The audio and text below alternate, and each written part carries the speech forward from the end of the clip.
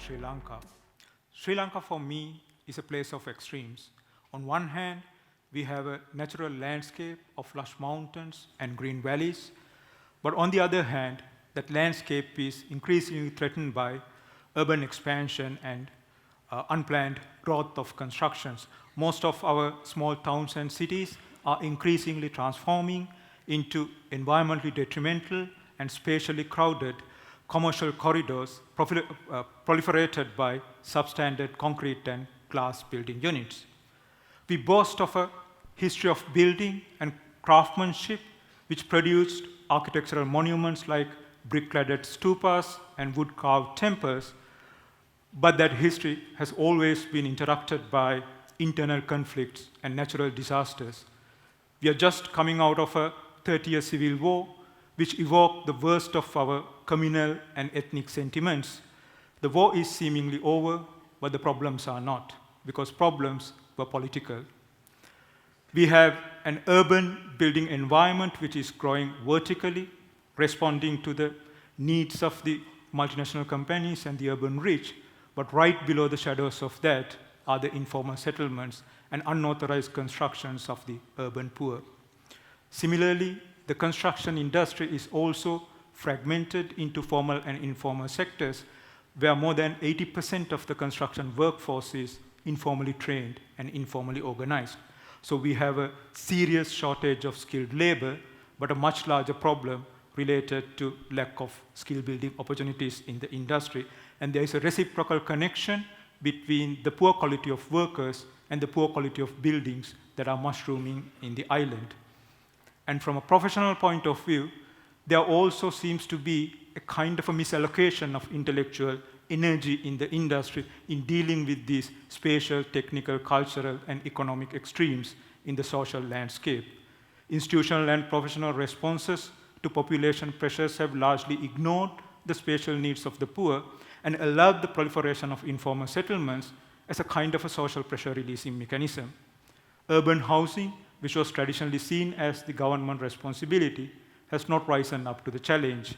Market-based commercial development, on the other hand, is highly supported by governments through tax cuts, land concessions, and zoning, and so on. And architectural design, on its part, is highly limited to few individual buildings, often identified by high patronage and top-end tourism. So the real question is this: how much does architecture matter in shaping the future of a place like this, which has dramatic differences in social conditions, in spending capacities, in cultural applications, and in technological use? Is architecture merely an exclusive design practice which caters to the cultural and economic elites, or can we also use it as a catalyst for social and industrial restructuring of the regions which it is part of? Is architecture a victim of its affiliations with the world of art and aesthetics, or can it also take up a policy-making role in defining the way that we live and build in the society? But build not only spaces and artifacts, but can architecture build capacities? Can architecture build new cultures of production? Can architecture build people's lives? But more importantly, can we bring these social objectives as a part of the initial design proposition, not as an inevitable outcome of an architectural process? In other words, can we design buildings to support cultural change? Can we design buildings to assist industrial restructuring? Can we design buildings to facilitate labor training? The position I'm going to put forward to you today argues that perhaps we might be able to bring these social objectives as a design function, but only if you use a design and technological vocabulary which is inherently robust as opposed to being precise and sensitive.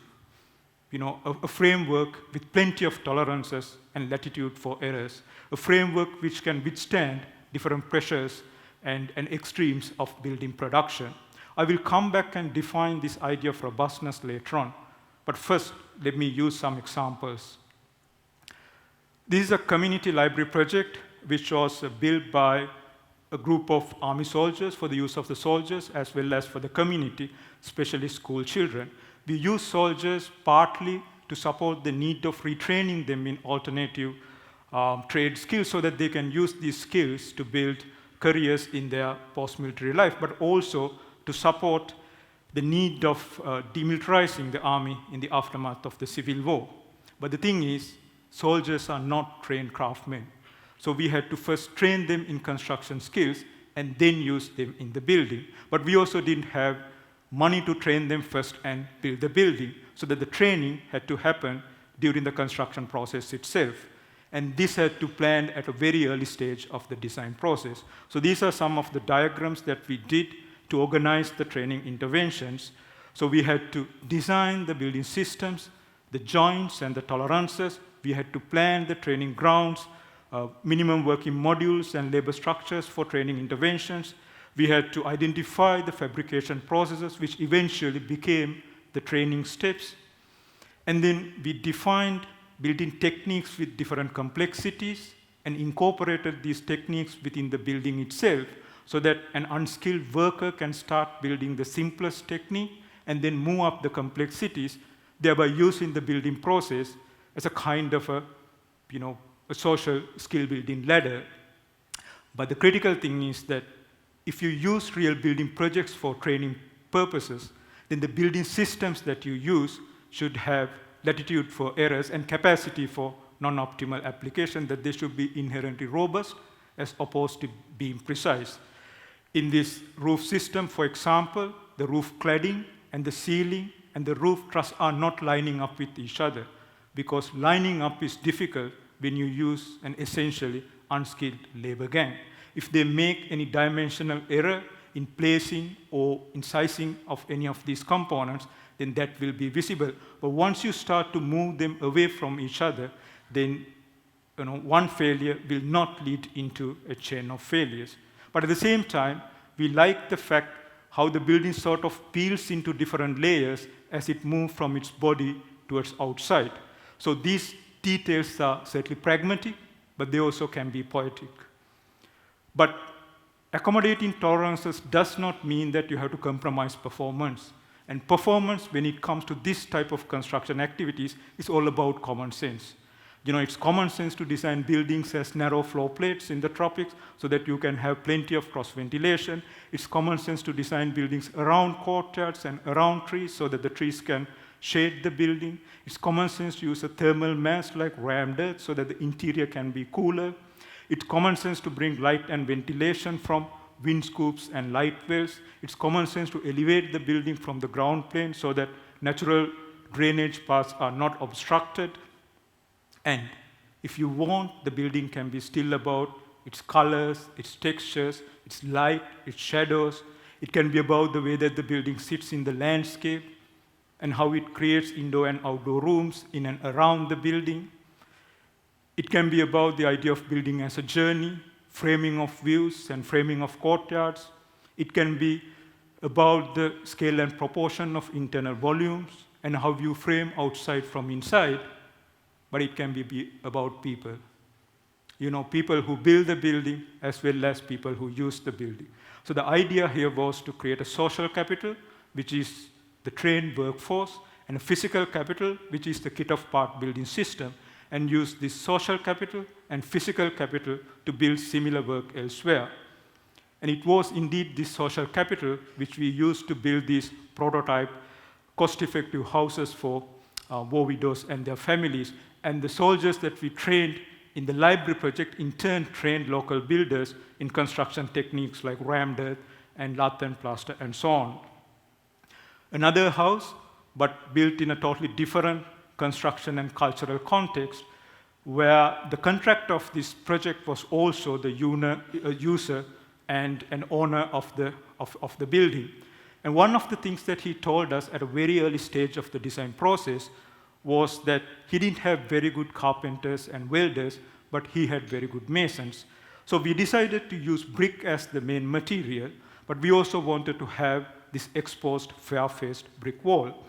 But the thing is that even though the masons had been in the industry for 15, 20 years, they had never done a fair-faced brickwork wall. All what they had been doing was to build masonry walls, and then they would plaster it. So once you ask them to do an exposed brickwork wall, that required a totally different set of skills. So like the library project, we incorporated different complexities of bricklaying techniques to the facade so that the building of the facade would eventually become a training opportunity. So the formal patterns in the facade are more or less about the training aspirations and also kind of an attempt to revive the brick craftsmanship as much as they are about the formal and aesthetic expectations of the building. In this chalet that we were asked to build in a tea plantation in the hill country, we wanted to come up with a building system which is essentially lightweight and prefabricated, so that it would be easy to carry, easy to build, and easy to dismantle, because we had to respond to few important conditions.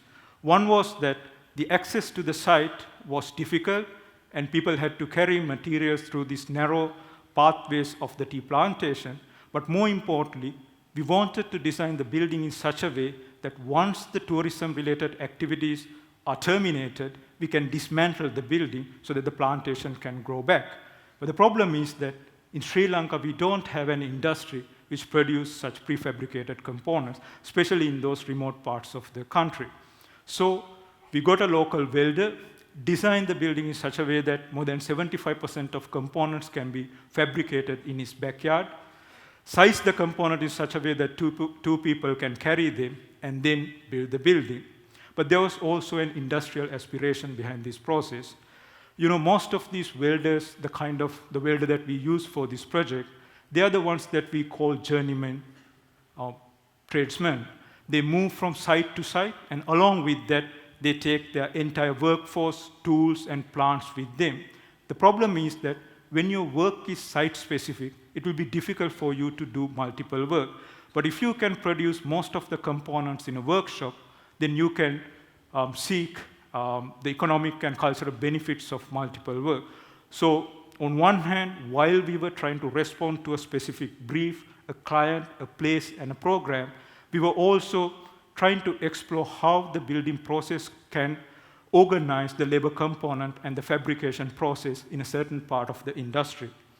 So, from a community library to a house to a chalet to a small array of buildings that we have been building in Sri Lanka for the last 6-7 years, we were trying to do buildings which are different to each other, different in terms of their program, different in terms of their use of materials, different in terms of their formal attributes, as well as different in terms of the construction and cultural markets that they serve.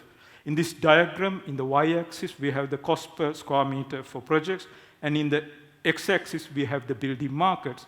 And we refer building marks as sort of cultural and economic assemblies of labor, resources, and capital, which are different to each other depending on the project context. For example, in the lower end of the industry, the capacity and availability of labor and resources are different to the higher end. So the buildings themselves and the construction markets are different to each other, but if there's anything that ties them together, we like to believe that it's our attempt to understand and respond to the context and conditions of labor, and the subsequent exploration of how architecture can be used as a catalyst for social and industrial restructuring of the region. So the idea here is not to create a recognizable style for the practice or to create a niche market for the practice to thrive commercially, but what is important here is to develop a design vocabulary that allows the practice to travel across markets and function within different social, technical, cultural, and economic conditions. But traveling across market will only be possible if you have a technological framework which can tolerate the building's economic variables on one hand and its cultural and technical complexities on the other hand. In other words, a technological framework which can adapt to the level of complexity required and the expenditure possible without penalizing the performance of the building. Within that definition, in that context, you could call a technology robust when it allows permutations between different products and processes so that specific procedures can lead to diverse solutions, when it tolerates errors to a degree so that failure of one system would not lead into a chain of failures, when it accommodates social innovations and acknowledges that building is essentially a social process, It's not an outcome of a singular author. When it inhabits a self-learning capacity in building systems so that real building projects can be used as training grounds, when it avoids excessive craftsmanship to achieve clarity of design and technological performance, when it uses resources strategically and acknowledges that the function of sustainability is not only to be environmental, but also to be economic, not only to be technological, but also to be social, and when it builds organic links between different social and industrial actors of the building process so that interventions like labor training can be possible. So the bottom line is that if architects are serious about building and rebuilding this place, a place with such dramatic differences in terms of spatial conditions, cultural conditions, technical conditions, and economic conditions, then architects will have to come up with new strategies and new forms of architecture, which does not only produce spaces and artifacts, but architecture that can build capacities, build for diversity, and build people's lives. And I would even say that architects will have to define the industry that they work for, rather than become blind servants of an industry which is already defined by others and by the market. Thank you.